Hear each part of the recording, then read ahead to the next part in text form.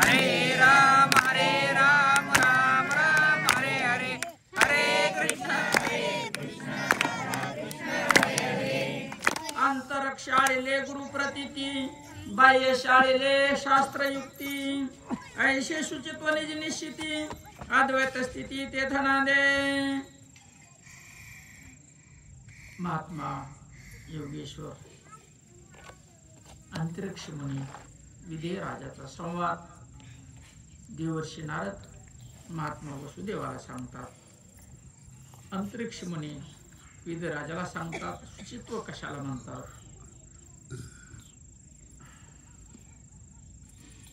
ईश्वर भावाचे निज वर्म, ज्याचे पोटी निघाले सप्रेम, त्याचे कर्मच होय ब्रह्म, त्या देह ब्रह्म बाधेना।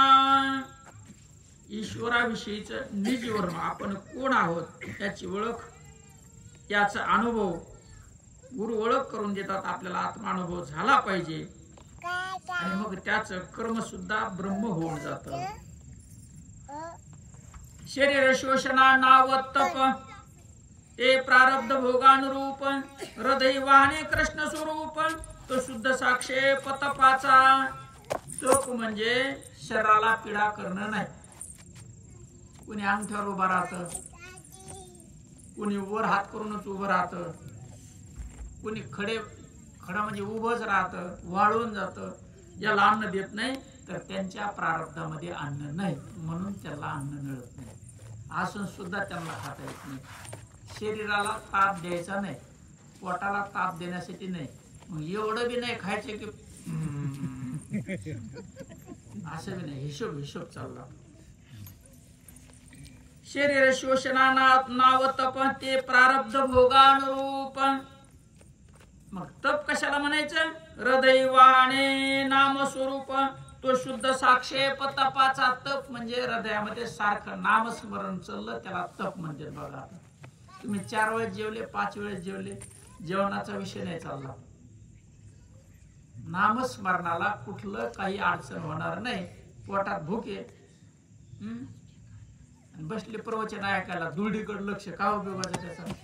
इथं का दुर्डी आणीनात, पण चित्त प्रवचनात नामात लागलं पाहिजे। किती वेळेस जेवा, नाही जमलं सकाळी जेवा, भूक नाही राहिली तर 10 वाजता जेवा, नाही भूक राहिली तर 2 वाजता जेवा, 5 वाजता जेवा, नाही जमले तर दुर्डी काही ते घेऊन येणार, भोगून घेऊन या, दुर्डी घेऊन या, पण चित्त नामात राहिलं पाहिजे। मुद्दा एवढाच। जर पोटात भूक आहे तर नामावरती चित्त राहणार नाही। हो, जेवी धुरुषणी दिठी, सूर्यरणा माझी उठी, देवी ईश्वर धरुणी पोटी, वरते तो सृष्टी तपिया शुद्ध। रणांगणामध्ये युद्ध करत असताना वीर शस्त्रांशी सज्ज असतो, तसा नाम साधनेसाठी साधक तयार पाहिजे कधी। हे चितपाचे निज स्वरूप, याची नाव शुद्ध तप, यावरती न चढे रूप, व्यर्थ वाग्जल्प का करावे हे राजा। हे तपाचं स्वरूप आहे, हेच शुद्ध तप आहे, याच्यापेक्षा पुन्हा दुसरं तप नाही। कौरक सांगा म्हणले, कौरक वाचा बडबड करावं। 2 दोष इष्णुता मुमुक्षा, या नाव म्हणजे तितिक्षा, तेही या नाव आहे लक्षा। नरपाध्यक्षा अवधारी, नरप म्हणजे राजा, राजांचा राजा, नरपाध्यक्ष। विदेह राजा पृथ्वीचा राजा आहे। द्वंद्व, मी तू, सुख दुःख, हे द्वंद्व आहे। मऊ कठीण गरम गार, द्वंद्व म्हणजे 2। सुखद कोभय भोग, 2 माझे अखंड आपले अंग, जीवी चित्रीचा वाघीण आणि वाघ, 2 माझे सांग निजत्वे। सुख दुःख समान सकळ, अरे सकाळी काकड्यामध्ये म्हणतात काकड्यावाले, सुख दुःख समान सकळ, दोन्ही सम जो मानतो। जसं चित्रामध्ये वाघ आणि वाघीण सारखेच, तसं सुख दुःख ज्याला सारखं दिसतं। जीवी दावाग्नी का उन्हाळे, आकाश जैसे न पोळे, असोनी त्याची निमेळे, त्या वेगळे अलिप्त। आकाशामध्ये खूप मोठा अग्नी आला आणि उन्हाळा जरी आला तर त्याला काही फरक पडतो का? शीतळ जळ का हिव पडे किंवा भयंकर थंडी पडली आणि थंडीमध्ये पुन्हा गार पाणी आहे। पृथ्वी निज क्षमान काकुडे, पृथ्वीला काय होतं का? किती गारवा आला आणि किती थंड पाणी असलं तरी ती बी निज स्वरूप सुरवाडे द्वंद्वा नातुडे निज साधू. ज्याला स्वरूप प्राप्ती झालेली तो दोन्हीलाही सम मानतो. शीतळ जळ काही व पडे पृथ्वी निज क्षमा न कापुडे ती बी निज स्वरूप सुरवाडे द्वंद्वा नातुडे निज साधू. शरीर जरी हिव कापे तेने देह कापे साधू न कापे शरीरात उष्ण तापे परी साधू न तापे देह तापा माझी. शरीरावरती हिव पडलं साधू शरीरानं थरथर कापलं पण अंतरी थरथर कापत नाही. शरीर भयंकर तापाने तापलं तर शरीर तापत साधू तापत नाही अंतरी. सुख देखून तिठी ज्या गोडिया घाली मिठी दुःखही त्याची आवडी घोटी द्वंद्व सहिष्णुता मोठी आणावं सुख असो अथवा दुःख असो दोन्ही त्याला सारखे असतात. गोफन गुंडा सन्मुख लागता व शेवटे दुःख. पहिल्या गोपनीय होत्या ज्यावारी पाखरं राखायचे बरोबर आहे. माळा असायचा माळ्यावर गारगुटी गोळा करून ठेवायचे पाखरं आली फिरवायचे मारायचे. एक जण लागली व्हायचं काय लागली आता लागली त्याला काय सांगा होती कोण होतं त्याला माहितीच नाही आलं म्हणून मारायला निष्ठ लागलं त्याला. ते म्हणलं काय खाली बघितलं तेव्हा होता सोन्याचा गोळा. काय होतं त्याला सुख होईल का दुःख होईल आणि ते लागलेलं सापडलं काय पुन्हा नाथ महाराज सांगते. गोफन गुंडा सन्मुख लागता अवश्य उठे दुःख तोची सुवर्णाचा झाली देख दुःख लोपोने सुखाने वार वाढे. लागलं तेव्हा दुःख झालं सोन्याचं बघितलं की सुख झालं त्याला. सुख दुःख प्रकाशक निज वस्तू अशी एक त्या एकत्मता देख द्वंद्वे साधक सुखे साथी. दोन्ही मध्ये सुखामध्ये दुःखामध्ये दोन्हीला प्रकाश देणारा भगवंत आहे. दोन्ही मध्ये त्या भगवंताला बघायचे. अशी साधकाची स्थिती पाहिजे त्यावेळेस त्याला दुःख होत नाही.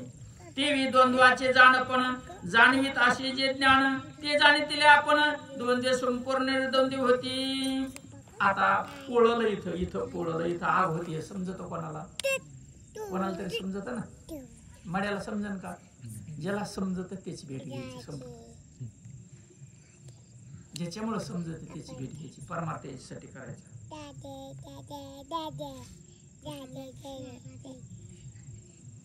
या नाव द्वंद्व श्रवण निज निश्चय जाण पूर्ण. आता मौनाचे लक्षण सावधान अवधारी. मौन म्हणजे न बोलणे. आता कुठं बोलायचं म्हणजे मौन धारण होतं बघा.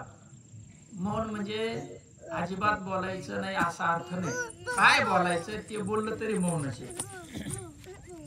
वाग वादू करावा ज्याने लोकांमध्ये तोंड बडबड करणं हे काही मौन नाही. रिकामी बडबड तै दृढ भावे देहाभिमानी सांडविला तो सद्गुरुनी निशेष दोन्ही शब्देशी. मी करून जर गप्पा मारीत बसला रिकाम्या तर तिथं देहाभिमानी. परंतु सद्गुरुनी बोध दिलाय तो बोधावर शांत राहणं. सद्गुरु वचन पडता कानी स्तुती निंदा गिळून दोन्ही बोल बोलणी निर्सुनी हृदय भोनी परिपक्वले. सद्गुरूचं वचन कानात ज्यांच्या पडलं त्याने स्तुती आणि निंदा दोन्ही समान मानायचं. स्तुती झाली तर हारकून जायचं नाही आणि निंदा केली तर दुःख झालं नाही पाहिजे. स्तुती निंदा ज्याला समान आहे तो साधक आहे. कुणी स्तुती करत असेल तरी शांत निंदा करत असेल तरी शांत. बोलून न बोलणारा कामापुरतं बोलायचं त्याच्यापेक्षा जास्त बोलायचं नाही. तेव्हा ज्याचे बोलावे अवगुण तेथे दिशे हृदय स्थापन. कोणाचे अवगुण बोलायला जावा दोष बोलायला जावा तर त्याच्या हृदयामध्ये राहणं निश्चितपणाने राहणं. या लागी बोलता पैशून्य पडे मौन गुरुवाक्य. जर बोलावं तर गुरुने सांगितलं आपल्याला की त्याच्या हृदयात भगवंत आहे. जर बोलावं त्याचे दोष गुण तर भगवंताचे बोलतो आपण म्हणून तो मौन धारण करतो. मग कुठं मौन धारण करायचंय? दुसऱ्याचे दोष गुण निंदेच्या ठिकाणी तोंड उघडायचं नाही. गुण देखून अस्तवन करिता पडे दृढ मौन. गुण कोणाचे दिसले आणि त्याचे जर गाय लागलो तरी जमत नाही. आपलं मौन धारण करायचं. गुण दोष समान मानायचे. मी चिस्तव्यस्तवन मजम्या वाणिता पूर्ण मूर्खत्व माझे. त्याच्यामध्ये मी याच्यामध्ये मी माझं गुणगान करणं म्हणजे मूर्खपणाचं लक्षण आहे. स्वतःचं कुणीही गुणगान करू नये. निज आत्मा निशेष नशे ऐसारिता ठावन दिशे तेथ जे जे काही दिसे ते आत्मप्रकाशे सदोदित. निज म्हणजे स्वतःचा आत्मा. आपण स्वतः सर्व ठिकाणी आपण ती दृष्टी प्राप्त होते. सर्वाच्या ठिकाणी आपण आपल्याशिवाय थोडी सुद्धा जागा रिकामी नाही. कोणी बी बसणार आणि त्याने असं सांगायचं, ह्यो मी अमोले, ह्यो गणेश आहे, ह्यो प्रल्हाद आहे, ह्यो भारत आहे, ह्यो बळी, ह्यो ज्ञानी आहे, ही सखू आहे, ही सरस्वती आहे, ही भक्ती आहे, ही मीरा आहे, ही मीना आहे, असं हातावर दाखवायचं. दाखवू द्यायला को कोणाला? ती जी एक न दाखवू देणार ते आपलं स्वरूप. सगळ्याला जाणतो आपण, सगळ्याला जाणतो. जो जाणणार आहे, जाणीव नेणीव भगवंती नाही असं जरी असेल तर सांगण्यासाठी म्हणायला लागतं ज्याच्यामुळे हे सर्व जाणल्या जातं ते आपण. पान पलटलं बघा. इकडे इकडे माग माग इकडे गेलं का? बर. ऐशे साधा वयात दृढ मौन. असं जर मौन साधायचं असेल, सद्गुरु शिकवी वेदाध्ययन. सद्गुरूने सांगितलं कुठं बोलायचं आणि कुठं नाही बोलायचं, कुठं कान उघडे ठेवायचे आणि कुठं नाही ठेवायचे. उपनिषदार्थ विवंचन पडवी संपूर्ण अर्थावबोधे गुरु. पुन्हा शास्त्रात सांगतात बाबा इथं असं आहे, हे असं आहे, हे असं आहे. अथवा अतिशय दृढ मौन. श्री रामकृष्ण नामस्मरण. जर मौन धारण करायचं, नामस्मरणात राहायचं, आपोआप मौन धारण होतं. नामस्मरण सुरू झाले की कान उघडे असले तरी काही दिसत नाही. अनुभव घ्या तुम्ही. अखंड नामे गरजता पूर्ण. वेदार्थ जाणं तिष्ठती पुढे. जो नामस्मरण करतो सगळ्या वेदाचा शास्त्राचा अर्थ त्याच्या समोर उभा राहतो. बाहेर कुठे नाही, सगळं अंतःकरणात ते झाकलेलं आहे, ते फक्त बाजूला करायचं. ज्याच्यामुळे झाकलंय ते बाजूला करीत राहायचं. नित्य राम नाम गरजे वाणी. जो नित्य राम नामाचं स्मरण करतो त्याची वाणी गरजते. ही वाणी ज्याची अशी गरजते. नित्य राम नाम गरजे वाणी. त्या तीर्थे येती लोटांगणी. कोणी येतं त्याच्या लोटांगण घ्यायला? तीर्थ येतं. मग आपल्याला जायची गरज आहे कुठं? काही सरळ आहे का नाही? मग कम फिराव. त्रिवेणी संगमी नाना तीर्थे भ्रमी. चित्त नाही नामी तरी ते व्यर्थ. तीर्थच दर्शनाला येतं. सुरवर लागती चरणी. देव सुद्धा त्याच्या चरणावरती लागते. यम पायवणी स्वयंवंदे. यम धर्म त्याच्या चरणाचं तीर्थ घेतो. राम नामाचे जे स्मरण या नावगा महामौन. नामस्मरणात राहिले की आपोआप मौन पडतं. जेवताना बोलायचं, आंघोळ करताना बोलायचं, आपलं काही काम असेल तेव्हाच बोलायचं, बाकी ठिकाणी गप्प राहायचं. जमन का नाही? बरं, बोलायची गरज आहे का? अजिबात आवश्यकता नाही बोलायची. आपलं जे कर्म आहे त्या कर्माच्या बाबतीत, देहनिर्वाला जे लागतात त्याच्या बाबतीत, बाकी बोलायची गरज नाही. आणि आपलं प्रवचन संपलं की आपण गप्पा मारल्याशिवाय राहत नाही. ऐक नाही. वेद नामस्तविले पूर्ण. शुद्ध अध्ययन हरिनाम. वेदाने सांगितलंय की सर्वात श्रेष्ठ हरीचं नाम आहे. वेद अथवा नामस्मरण या नावगा स्वाध्याय जाण. स्वाध्याय कशाला म्हणायचं? स्वतःचं अध्ययन करणे. आपण कोण आहोत याची ओळख करून घेणे याला स्वाध्याय म्हणायचं. आणि शुद्ध स्वाध्याय हरीचं नाम.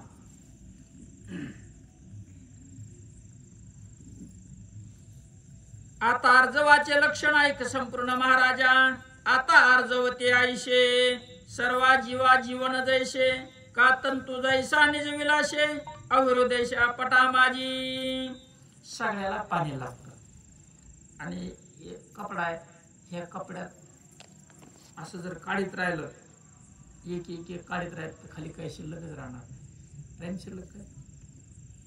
तंतूशिवाय कापड नाही आणि पाण्याशिवाय आपलं जीवन नाही. साखरेचे इंद्रावण केली या नवचे गोडपण. तैसे विषमाही जीवा जाण अर्जो पूर्णरंजवी स्वभावे. अहो, कारलं केलं साखरेचं, कोणाला बी कडू लागन का ते? तसं साखरेसारखं करायचं सर्वाबरोबर. वक्र चंद्राची चंद्रिका परी अमृत वक्र नवे देखा. तैसे देखुनी विषमा लोका मनोवृत्ती देखा पालटेना.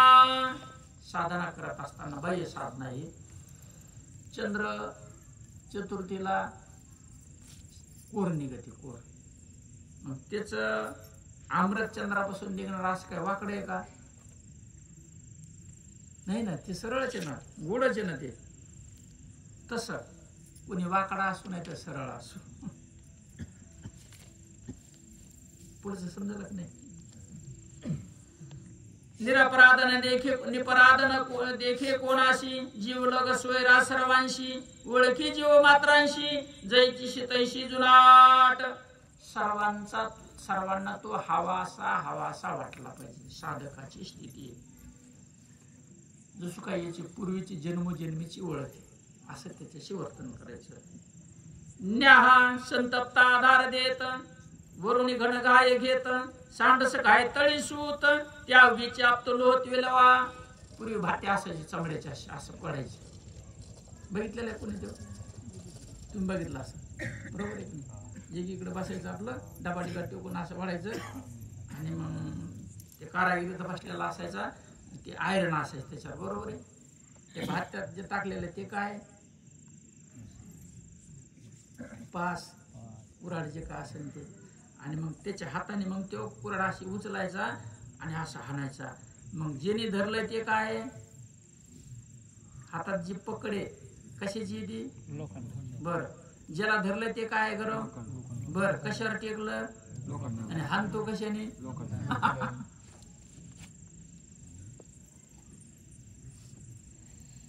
न्याहा संतप्त आधार. न्याहा म्हणजे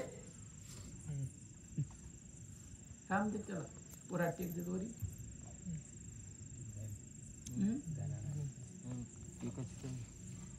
पुराड टाकल्यावर टेकून असे टेकते ना. आयरन, शब्बास, आग लावली. आयरन लोखंडाची, घन लोखंडाचा, सांडस लोखंडाची, आणि ज्याला हाणायचे ते लोक, ते अवघीची आप्त लोहत्वे लोहा. सर्व लोखंडचे या परी जयशी आप्त सर्व. ऐसा जो का निज स्वभाव, तया नाव गार्जव अति अपूर्व गुरु दीक्षा. तसंच सर्वजण सर्व ठिकाणी देव. इथे स्पष्ट सांगितलं ना. सगळ्यामध्ये जसं लोखंड तसं दिसायला सांडशी दिसते पण लोखंडच, दिसायला वाकडं तिकडं दिसतं पण ते नाही. हे असुर सुर नर ऋषीश्वर, मदने केले निज किंकर, कंदर्पाचा मारथोर, अति दुर्धर अनंगू. मदन म्हणजे कामदेव, कंदर्प म्हणजे कामदेव. ऋषी मुनी सर्वांना त्यांना घायल करून सोडलेले. आंतरी कामाचे दरड ठाणे, वरी वरी दात चावणी सहाणे, त्याचे मनची निष्कामन म्हणे, चाळवणे लौकिक. आंतरी कामाचं ठाण बसलेलं, आणि मग त्याचं मन सांगता अंतःकरणात काय. वरी लौकिकात कसा वागला तर त्याचा काय उपयोग नाही. तैशी नव्हे सद्गुरूची युक्ती, कामाची पालटे कामनावृत्ती, अभंग ब्रह्मचर्य स्थिती, शिष्याप्रती उपदेशी. ग्रस्ती धर्मामध्ये ग्रस्ताश्रमात राहून सुद्धा तो ब्रह्मचारी, विधीनं सेवन केलं तर. कंदर्पराणे व स्त्री पुरुष, तेथे गुरु दीक्षा आलोलिक, मिथ्या स्त्री पुरुष माईक, विशेष सुख ब्रह्म मात्र. स्त्रीमध्ये भगवंत आहे, पुरुषामध्ये भगवंत आहे. विषयाला कामाला प्रकाशित करणारा भगवंत आहे. आनंदाचे उपस्थ एक आयतन, एक आहे मिथ्या वचन, ते अर्थी पूर्ण वेदज्ञ, वेद विवंचन दावी ते ऐशे. स्त्री पुरुष आपल्या सुखासाठी एकत्र येतात असा वेद सांगतो. मग हे काय खोटे आहे का? महात्मा विद्यानं प्रश्न विचारले, ते सांगतात हे असं नाही. शास्त्रानुसार सृष्टी निर्मितीसाठी याचं प्रायोजन भगवंताने केलेलं आहे. पुसता साखरेची गोडी कैशी, तो साधू नये सांगावयाशी, तेथे चाकू दी त्यानुमात्रेशी, तिचे गोडपण राशी जाणती जाण. साखर कशी आहे? का पोतवर खाल्ल्यावर समजन का एक कण टाकल्यावर समजन?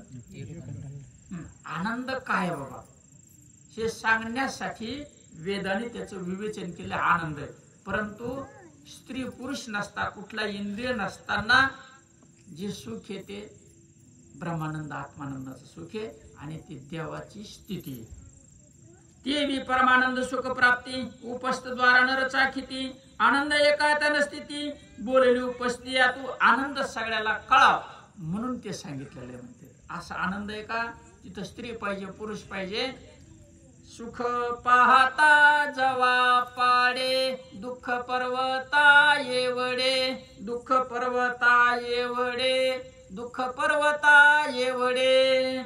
सुख पाहता जवा पाडे जवस एवढं दुःख सुख आहे परंतु त्या सुखासाठी पर्वताच्या पर्वत दुःख सहन करावं लागतं. परंतु जे आपलं स्वरूप आहे ते निरामय सुख आहे, निर्विकार सुख आहे, निर्विकल्प सुख आहे.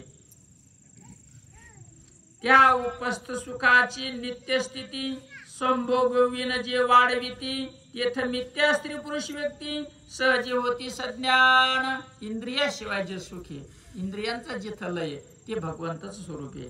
आणि सुख काय? मग 24 तास तेच सुख इंद्रियाशिवाय. चाखिली गोडी तेच साखर परमानंद मैथून मात्र मानून या मैथून पर झाले पामर विषयांद. वेदाने सांगितलं आनंद असा आहे. आणि मग सर्वजण त्या विषयामध्ये गुंतून पडले आणि मूळ आनंदाला विसरले.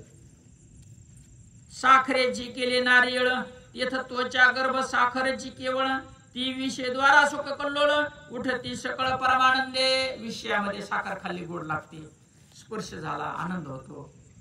कोणी शाबासकी दिली, शब्दाने मोठेपणा दिला तर आनंद होतो. पण नाथ महाराज म्हणतात साखरेचं नारळ केलं तर वरची शेंडी काय? साखर. आतली नरोटी, खोबरं, आतलं पाणी सगळं साखरच आहे ना. पण आपलं असं झालं की आपण त्या आतल्या साखरेकडे जाणार. कोणी नरोटी खातंय, कोणी ते काय म्हणतात त्याला वरचं शेंडी खातं, कोणी गाठी मारतं. याला गाठीचा अनुभव जास्त आहे ना. म्हणजे तुम्हाला नाही पण बघितलेलं तुम्ही गाठी मारल्या. खरं आहे का नाही? डोळ्याने बघितल्या ना. म्हणजे हा लगेच कळलं त्यांना ते कशासाठी लागते म्हणून. गाठ मारून चिलमीठ ठेवते गरम करून त्याला. नाना पक्वान्न परवडी गुळाच्या गोडीने ते चवी गाडी ती विषयांची जे जे आवडी ते गोडीने जानंदे. अहो गुळाचे लाडू केले, गुळाचे शेंगदाण्याचे लाडू केले, गुळाचा भगरीचा शिरा केला तर तिन्ही मध्ये काय? गुळ गोडी ती गुळाची. तसं त्याच्यामध्ये जी गोडी ती भगवंताची गोडी. ती गोडी भगवंत स्थिती आहे परंतु ती क्षणाची आहे.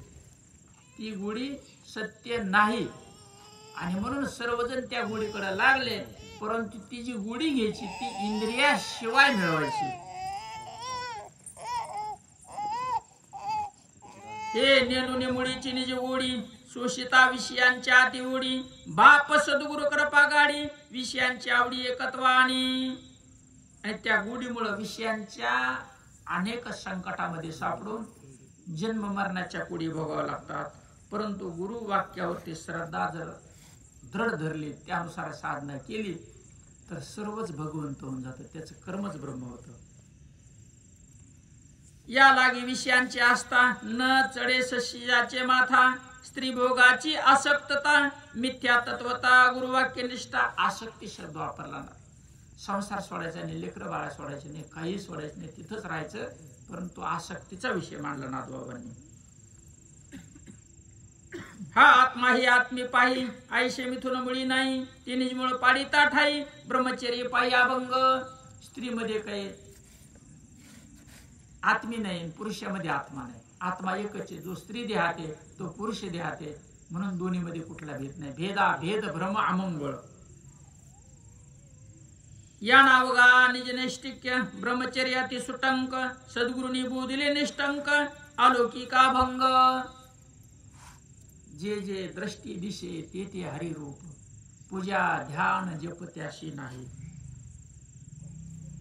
आता ईशीची स्थिती ऐके राया चक्रवर्ती भवई उचलणे नाही भूती स्वप्न सुसुप्ती जागता. अहिंसा कशाला म्हणायचं? काया वाचा आणि मन. आपलं शरीर आपली वाणी आणि मनानं कुणाचे अंतकरण दुखावता कामा नये.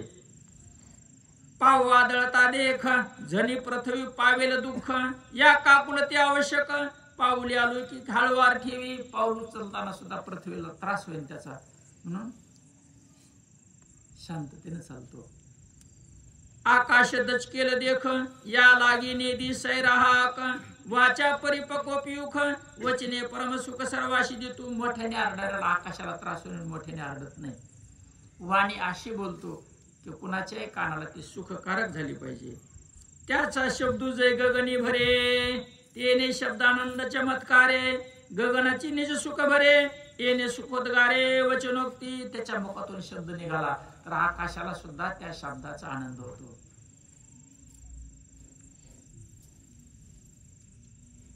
राधे राधे हो राधे राधे राधे राधे हो राधे राधे राधे राधे हो राधे राधे राधे राधे हो राधे राधे राधे राधे हो राधे राधे राधे राधे हो राधे राधे राधे राधे हो राधे राधे राधे राधे हो राधे राधे हम भी बोलो राधे राधे तुम भी बोलो राधे राधे भी बोले राधे राधे हम भी बोलो राधे राधे हम भी बोलो राधे राधे तुम भी बोलो राधे राधे हम भी बोलो राधे राधे तुम भी बोलो राधे राधे राधे राधे ओ राधे राधे राधे राधे ओ राधे राधे राधे राधे हो राधे राधे राधे राधे हो राधे राधे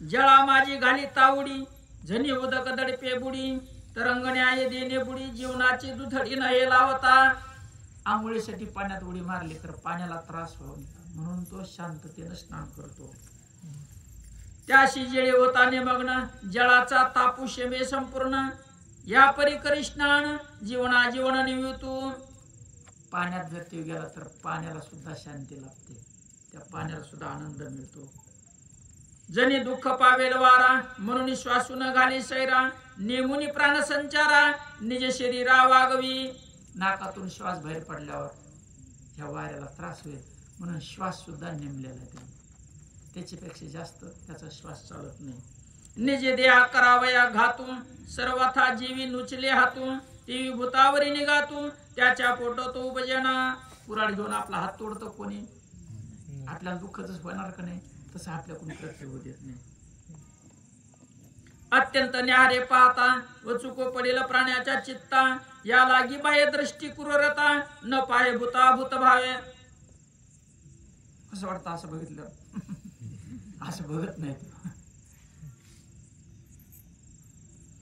रोम रगडतील संपूर्ण या लागी न करी अंग मर्दन यवसोद्याचे देहपण भूत हिंसा बिन हंतवानी आपला अंग रगडील ताग होती की नाही मग दुसऱ्या शरीराला तसा त्रास देत नाही भूता देता दुःख लेशू भूती दुखवेल भूतेशू ऐसा ज्याचा दृढ विश्वासू ते तर विशेष अहिंसा काया वाचा आणि मन तीनकडूनही कुणाला दुःख होऊ देत नाही कायिक वाचिक मानसिक पुन्हा तोच विषय मानला काय म्हणजे शरीर वाचा म्हणजे तोंड आणि मनाने भूता उपजे त्रिविध दुःख ते जेथे निमाले निषेक हिंसा देखते ठाई काया वाचा मनाने ज्या ठिकाणी दुःख होत नाही अशी ज्याची स्थिती झाली त्याला अहिंसा म्हणतात या नावगा शुद्ध अहिंसा सत्य जाणवर पोरेशा आता द्वंद्व साम्याची दशा ऐक क्षितिशा सांगेन याला शुद्ध अहिंसा म्हणतात द्वंद्व साम्य दोन्ही सम कसं त्याचं विवेचन मुनी सांगू लागलेले सुख दुःखाद्रष्टाधीन ते अद्रष्ट देहाचे माथा पूर्ण ऐशी जाणून आपण निर्द्वंद्व संपूर्ण सद्गुरु वाक्य केले कर्म झाले तेची भोगाले उपजले मेले ऐशे किती ज्याला जे जे सुख दुःख मिळतं त्याने ते कमवून ठेवलेलं दुसऱ्याकडे बोट दाखवायचे नाही सुख दुःख अद्रष्टाधीन सर्व प्रारब्धाचे सुख आणि दुःख ते सुख दुःख भोगी आणि मग प्रारब्ध कोणाला आहे देहाला आपल्याला नाही म्हणून साक्षी रूपानं ते प्रारब्ध देहाला भोगू द्यायचं पण जर भगवंताची कृपा झाली तर प्रारब्ध सुद्धा नष्ट होतं. हरे एका जनार्दनी भोग प्रारब्धाचा, एका जनार्दनी भोग प्रारब्धाचा, एका जनार्दनी भोग प्रारब्धाचा, एका जनार्दनी भोग प्रारब्धाचा, हरी कृपे त्याचा नाश झाला, हरी कृपे त्याचा नाश झाला, हरिमुखी गाता हरपली चिंता, हरिमुखी गाता हरपली चिंता, हरिमुखी गाता हरपली चिंता, हरिमुखी गाता हरपली चिंता. जर हरीची कृपा झाली तर प्रारब्ध सुद्धा प्रारब्धाचा नाश होतो. हरी कृपा होता भक्ता निगती दोंदे, नाचती स्वानंदी हरिरंगी. हरीची कृपा झाली की स्वतःच्या आनंदात माणूस नाचू लागतो. सुख दुःखात अद्रष्टाधीन, ते अद्रष्ट देहाचे माथापूर्ण, आयशे जाणून आपण निर्द्वंद्व संपूर्ण सद्गुरु वाक्य तुम्ही कोण आहेत हे गुरुनं सांगितलं. आणि मग जे प्रारब्ध आहे ते देहाकडे लावून द्यायचं आणि वाक्यावरती आरूढ व्हायचं. अद्रष्टे देह सुख दुःख भोगी, मूर्खतेत रागी विरागी. प्रारब्धानुसार सुख त्याला भोगावं लागतं आणि त्या सुख दुःखामध्ये मूर्खाला क्रोध राग येतो. शिष्य लागून दिनी जांगी, गुरुवाक्य रंगी रंगला. आणि मग ते जो साधक आहे, जो शिष्य आहे, तो आपल्याकडे स्वतःकडे ते घेत नाही, तो सर्व शरीराकडे लावतो. देहीचे सुखे सुखावता, सवेचे दुःख चढे माथा, हे गुरुने जाणून तत्वता. देहात दास आडविली, शरीराला जे सुख आहे ते प्रारब्धाच विषय, देहाचं देहाकडं हे गुरुनं सांगितलं. आणि जे गुरुवाक्य सांगितलं त्या नामस्मरणावरती तो नित्य राहतो. निर्भिमानाच्या अंगी दुःख नुरेची दुःख नियोगी, सुख नुरेची सुख संभोगी. तो उभयभागी अलिप्त, ज्याच्याकडे अभिमान राहिला नाही, अहंकार गेला, तो का म्हणे देव झाला. तिथं त्याच्याकडं काही देहाचं त्याच्याकडं किंवा देहाच्या माथ्यावर जे ते त्याच्याकडे येत नाही, ते सर्व बघून शरीर पडून जातं. छाया उष्णा माझी तापली, ते छाया छायेची निवाली. उन्हाचा पारा आहे, आपली सावली पडली ते किती गरम होईल ते, तिला काय सावलीला तिला गरम का गार काय मिळणार आहे. ती बी सुख दुःख मिथ्या झाली, स्थिती सुखावली यथानुलागे. तशी साधकाची स्थिती पाहिजे. साधक साधी गोष्ट नाही. साधका तू माऊली, पिके सारस्वत तुझी पावली, या लागिन संधीस सावली मी तुझी. ज्ञानोबराय म्हणतात, साधकाला माय माऊली म्हणतात. हे माय माऊली, तुझी सावली मी सोडणार नाही. का? तुझ्या चरणातून ज्ञान व्हायला सुरुवात होईल. ज्ञान प्राप्त करायचे.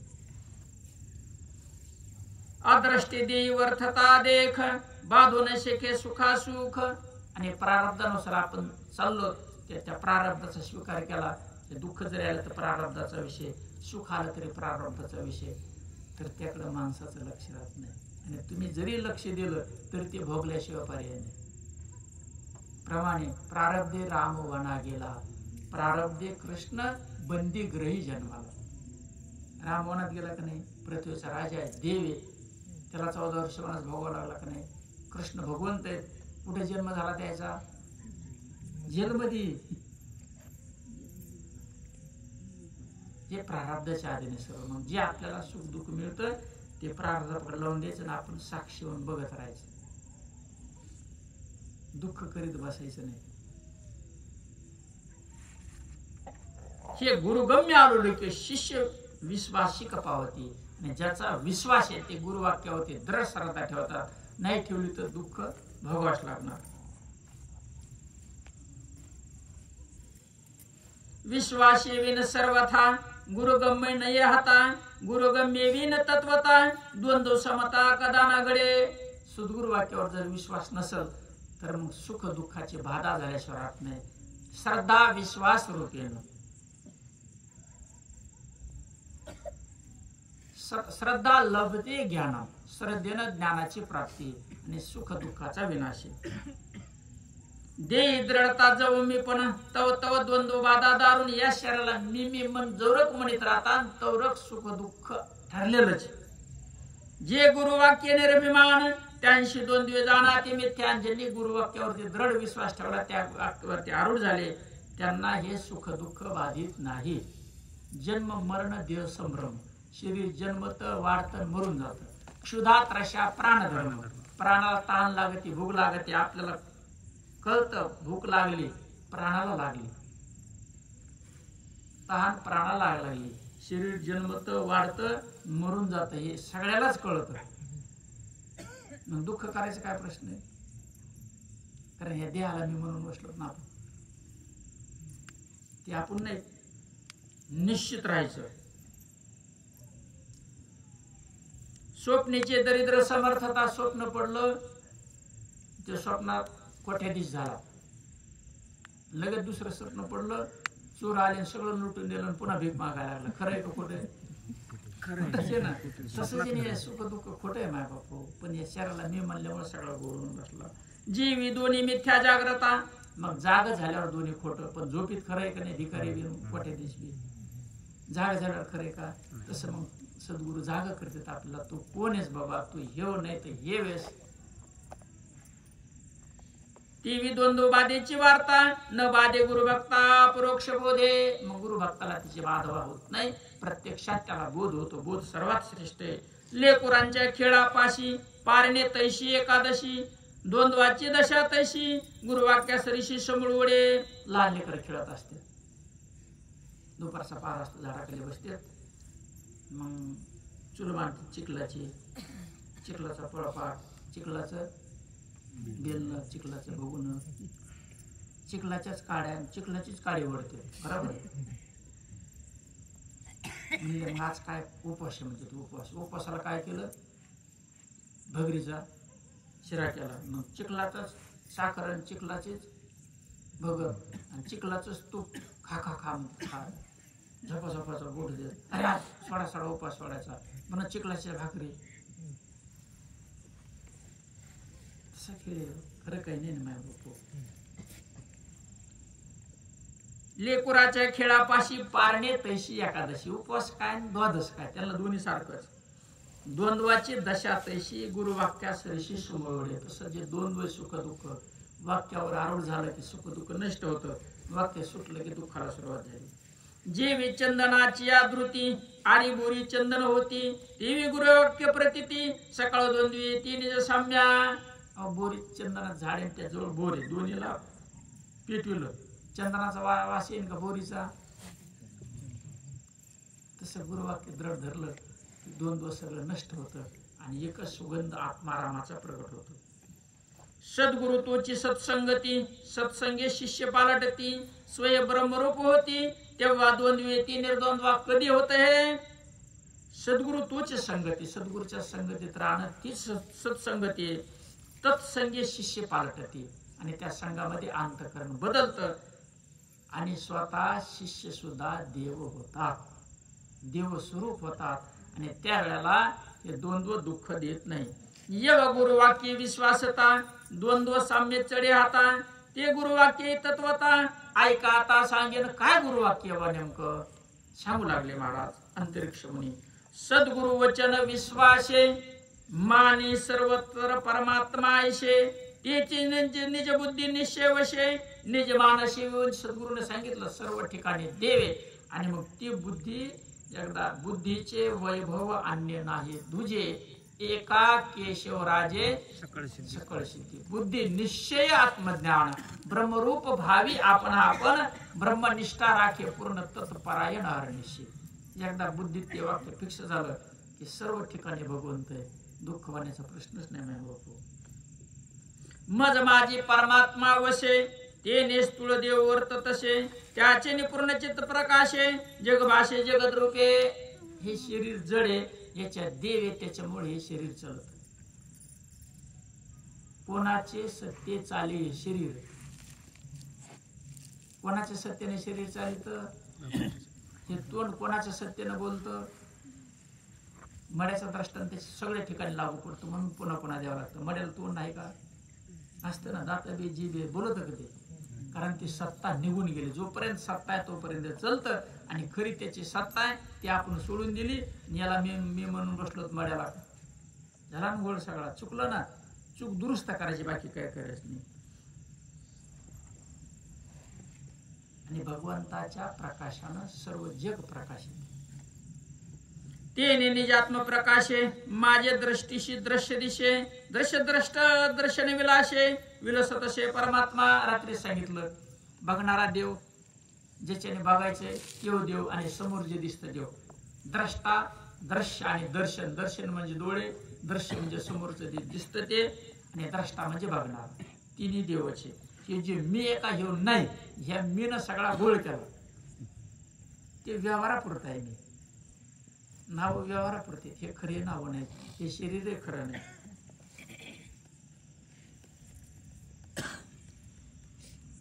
तेव्हा जे जे देखे भूताकृती, तेथ परमात्मा ये प्रतीती, मी नियंता ईश्वर त्रिजगती, ही स्फूर्ती स्फुरो लागे. आणि मग ज्या ज्या भूताला बघावं तो देव आहे, आणि इकडे बघितल्यावर त्याला कळतं की मी बी देव, मी कोण आहे, भूत आहे का. जगवरती माझी सत्ता, मी कळी काळाचा नियंता, मी उत्पत्ती स्थिती प्रलय करता, हे मूळ अंता स्वभाव स्फुरे. आणि मग त्याला तो जे अहंकार आहे तो भगवंताकडे लागला. आता मी हेव नाही, कोण आहे ते आहे. आणि मग त्याला दिसतं माझ्यामुळे सर्व घडतं. सूर्य माझ्यामुळं चालतो, सर्व जे चालतंय हे माझ्यामुळं चालतं. तो जो अहंकार आहे तो भगवंताकडे लावलेला आहे. बदल आहे अहंकारामध्ये. प्रपंचात लावलेला अहंकार बाधक आहे, परमार्थात लावलेला अहंकार धरी सोहमपणा तिकडे लावून द्यायचा अहंकार, आणि ते खरंय. येणे पूर्वान्वय जो पाहे, तो सर्वी सर्व मीचे आहे, ते पाहते पाहणे पावठाये, ते अहम जाय विरोणी. आणि असं बघत असताना अहंकार शिल्लक राहत नाही. इकडे कृष्ण, तिकडे कृष्ण, जिकडे तिकडे कृष्ण कृष्ण कृष्ण कृष्ण कृष्ण. ते तर ब्रह्मैक प्रसिद्ध, कोंदला ठाके सचिदानंद, ऐसा गुरुवाक्य प्रबोध, शिष्याती शुद्ध पावती. त्यासाठी थोडं घासावं लागेल का नाही. कापूस आणायचं ते 4 महिने, फळ्या टाक, खद्दी, वर बघ, हे की नाही, कष्ट घ्यावं लागतात नाही, तवा कापूस घ्यायचो ना. मग एवढं मिळवायचं, थोडे कष्ट करावं लागतात ना. आणि त्या कष्टासाठी शरीर आहे, आणि ते कष्ट सोडून दिले आपण रिकामीच बेजार करायला लावलं त्याला. तेव्हा वैकुंठी देव आहे हे बोलणे त्या हाच होय. मग वैकुंठात देव इथं नाही का, सर्व ठिकाणीच देव. मग वैकुंठातच देव आहे का, नाही. हरी हा वैकुंठ भरला घनदाट, हरी दिशे हरी दिशे.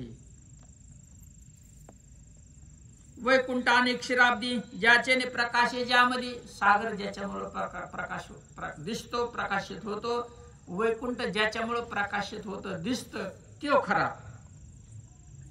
तो वैकुंठवासी आत्मा अक्षराब्दी, हे बोल सोपादी शबलत्वाचे. बोलताना म्हणायला लागतं वैकुंठात हरी म्हणून. जेथ सर्वी सर्व परमात्मा, यथ एकदशी न सर्व महिमा, तो पूर्ण ब्रह्मांडाश्रमा, वैकुंठात आश्रमा वसणवे. वैकुंठात देव, इथं नाही का, सर्व ठिकाणी देवे. मग जिथं देवे ते सर्व वैकुंठाचे ना. देवाचं देव राहतो कुठं, वैकुंठात. मग देवच सगळीकडे. मग सगळं काय, वैकुंठच ना. देव काय मंदिरात बसन काय, निमित्त त्या प्रतिमा, निमित्ताला प्रतिमा मांडलेल्या आहे. आणि मग इथं बसून खरं कळलं पाहिजे म्हणून हे बनवायचे. प्रसन्नता असावी, सेवाभाव असावा, अन्न पाण्याची व्यवस्था असावी, ही व्यवस्था केली. आणि व्यवस्थेनं नुसती व्यवस्था करून जमन का, अवस्था बी आली पाहिजे ना. अवस्थाच नाही, व्यवस्था काय उपयोगाची. मग व्यवस्थेचा काय उपयोग आहे का. मग ही भगवंताने आपली स्वतःची भेट घेण्यासाठी व्यवस्था निर्माण केली शरीराची. आणि मग शरीराची व्यवस्था निर्माण केली, आणि मग अवस्था आली की आपलं कार्य साध्य होतं. जेथ सर्वी सर्व परमात्मा, बर अखंडाते आवाहन, अधिष्ठानाते आसन, सर्वगताशे आसन, कल्पिती स्थानाची कल्पना. मग जो सगळा देवच आहे त्याला कुठं नेऊन स्थापन करा सांगा बरं.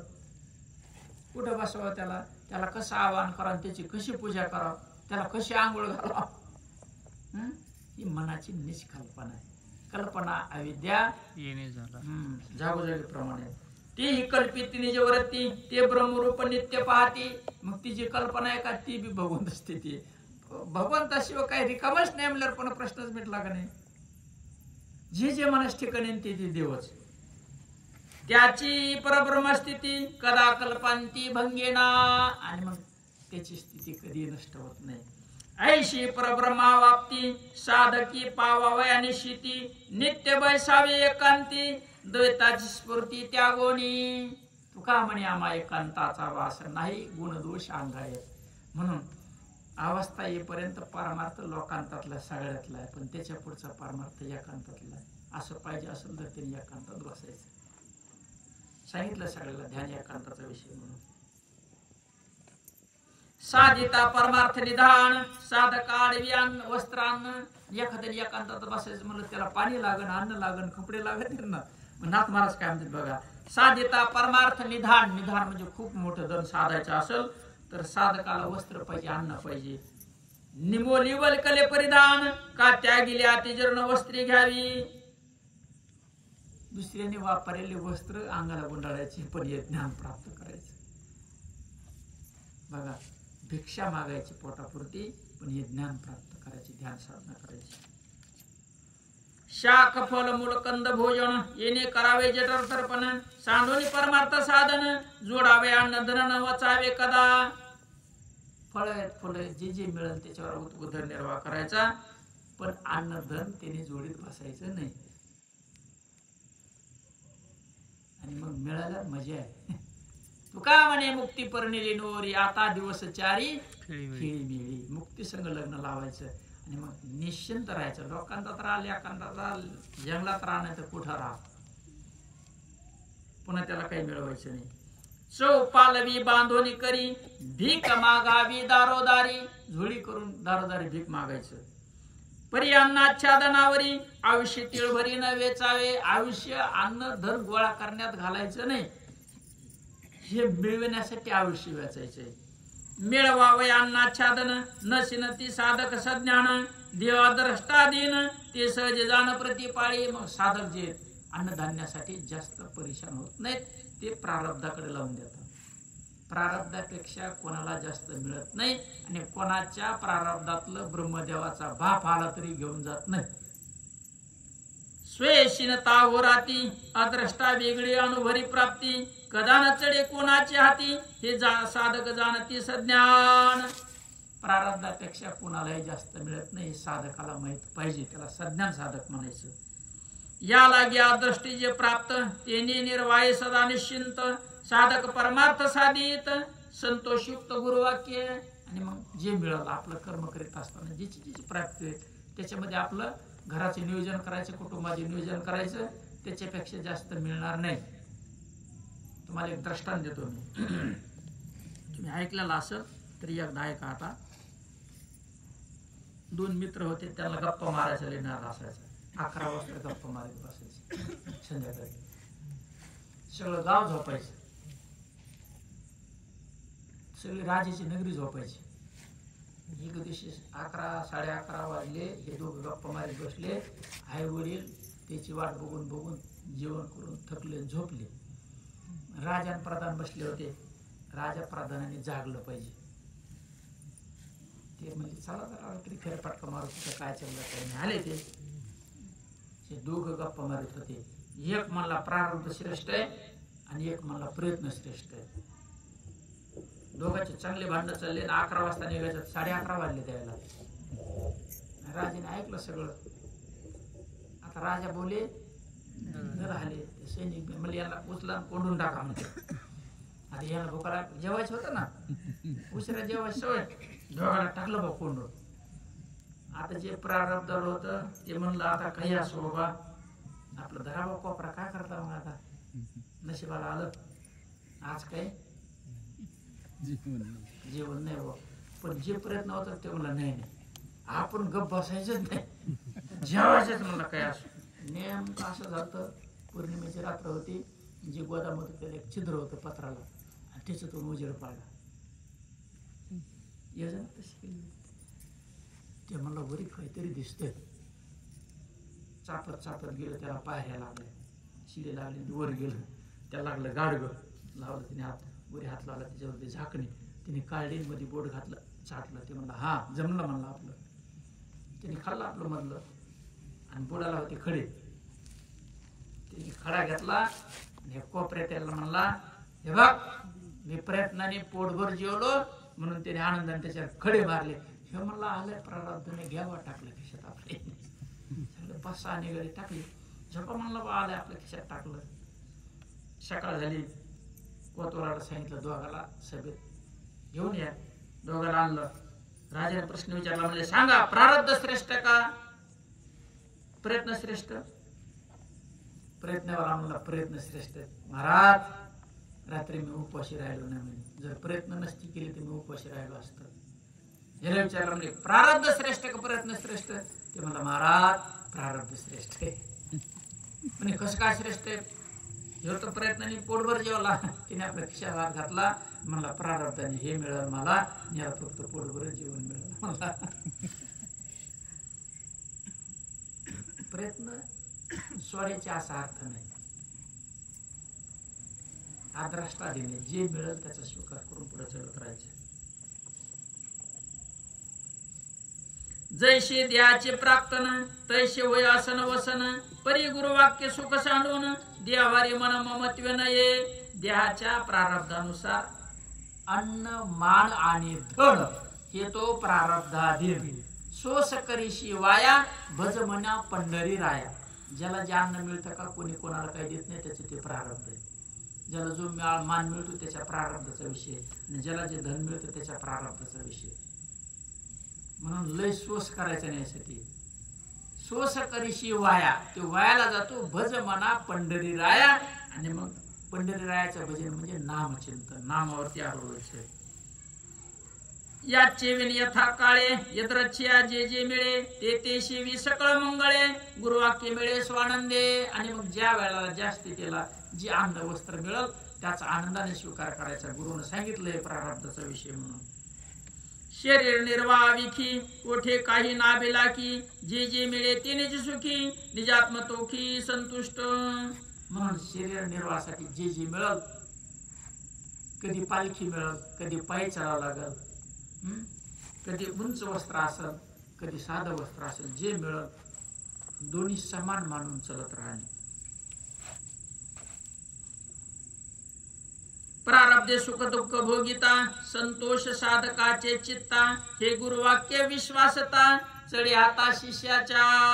सुख दुःख हे प्रारब्धाचा विषय, आणि ते भोगावंच लागल हे समजल्यानंतर त्याचं चित्त मन विचलित होत नाही.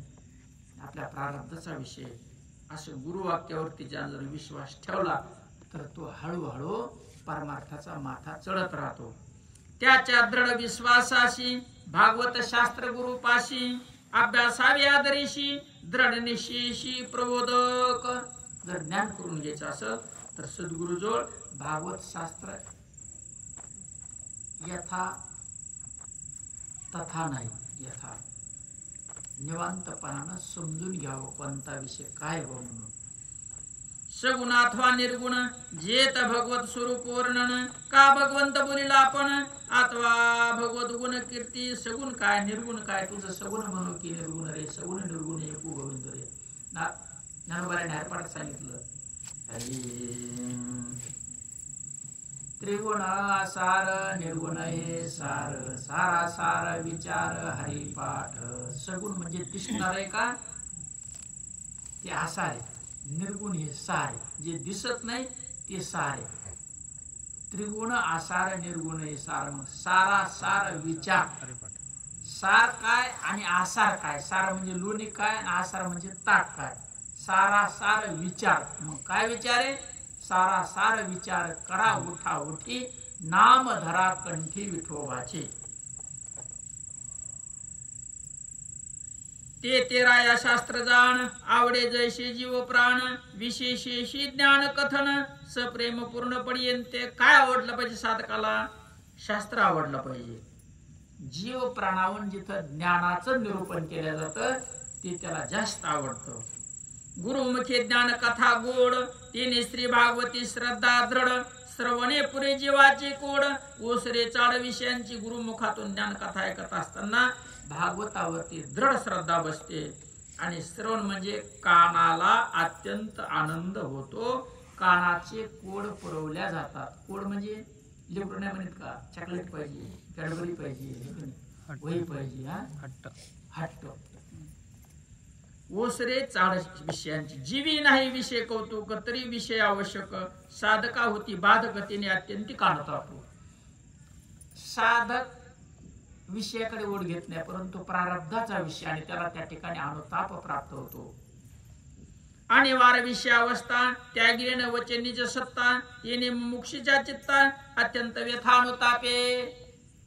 अनुताप परमार्थातलं मोठं तीर्थ. अनुताप म्हणजे पश्चाताप. पश्चाताप तीर्थात जिने आंघोळ केली का पुन्हा त्याला कुठे शुद्ध करायला न्यायची गरजच नाही, पूर्ण शुद्ध झाला तो. अनिवार्य विषय अवस्था. बर. नसता विषयांची अतिप्रेती, स्वतः नवे विषय निवृत्ती, ऐशा साधका प्रती, निर्णित शास्त्रास्त्री नेमुला नेमू. मग शास्त्राने सांगितलं तसं आनंदाने या संसारात शास्त्रानुसार चालायचं. विषय त्यागिता नाही आला तर शास्त्रानुसार त्याचा उपभोग घ्यायचा. नसता बर नाही विषयांची आसक्ती, ना नवे विषय निवृत्ती, ऐशी जे का साधक स्थिती, नेमू त्या प्रती शास्त्रे केला. विषयाची आसक्ती नाही आणि विषय सुटत नाही, म्हणून शास्त्रानुसार जे सांगितलं तसं चालायचं. जो का केवळ विषयासक्त, तो कदा न मानी शास्त्रार्थ, का जो झाला जीवनमुक्त, तोही शास्त्रार्थ मानून न मानी. जो विषयामध्ये आसक्त शास्त्राला मानित नाही, जो जीवनमुक्त झाला त्याला शास्त्राची गरज नाही. जीवनमुक्त कोणाला म्हणायचं? ज्याला आत्मसाक्षात्कार झाल्यानंतर विशेष बोध होतो. कशाचा बोध होतो? सर्व जग काय ते सर्व जग त्याच्यासाठी बाधित होतं आणि ज्याची अशी स्थिती झाली ती तिथं जीवनमुक्ती उगवली. जीवनमुक्तीचा उगम.